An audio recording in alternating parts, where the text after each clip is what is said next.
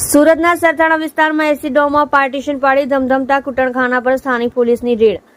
Oyo hotel, spa, flat, બંગલા અને હવે ડોમમાં પાર્ટીશન પાડીને ચાલતા કૂટણખાના ઉપર સરથાણા પોલીસ ત્રાટકી છે. પોલીસે કેનાલ રોડ ઉપર મેજેસ્ટ્રિકા રેસીડેન્સીની બાજુમાં પતરાના શેડમાં એર કન્ડિશનની વ્યવસ્થા સાથે ધમધમતા કૂટણખાના ઉપર રેડ પાડી હતી. સ્પા માલિક દિનેશ પોપટભાઈ હરખાણી સહિત બેને વોન્ટેડ જાહેર કરાયા હતા. Sarthana police inspector MB. ઝાલાની આગેવાનીમાં શુક્રવારે બપોરે પોલીસે કેનાલ રોડ ઉપર મેજેસ્ટ્રિકા રેસીડેન્સીની બાજુમાં પતરાના શેડમાં રેડ કરી હતી. દિનેશ પોપટ હરખાણી નામના શખ્સે આ ડોમમાં કાપડના ધંધાના આડમાં કૂટણખાનું શરૂ કર્યું હોવાની બાતમી પોલીસે પાસે હતી. પોલીસે ડમી ગ્રાહકને મોકલ્યો હતો. પોલીસે નોંધ્યું હતું કે ડમી ગ્રાહક ડોમમાં ગયો તે સાથે જ એક શખ્સે ડોમને બહારથી તાળું મારી ચાવી નજીકના ગેરેજ ઉપર મૂકી સરકી ગયો હતો. પોલીસે આ ચાવીની મદદથી તાળું ખોલતા અંદર એસી કેબિન સાથે ધમધમતું ધંધાના આડમાં કૂટણખાનું શરૂ કર્યું હોવાની બાતમી પોલીસ પાસે હતી.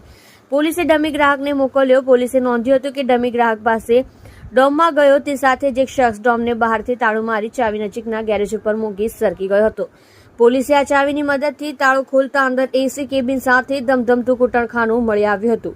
અહીંથી બે લલનાઓ પોલીસને મળી આવી હતી. આ યુવતીઓએ જણાવ્યું હતું કે યોગી ચોકનો દિનેશ હરખાણી છેલ્લા કેટલાક સમયથી આ ગોરખ ધંધો ચલાવી રહ્યો હતો. ગ્રાહક દીઠ 1000 રૂપિયા વસૂલમાં આવ્યા હતા, જેમાંથી લલનાને રૂપિયા 500 મળતા હતા, જ્યારે દિનેશને કમિશન પેટે 500 રાખી લેતો હતો.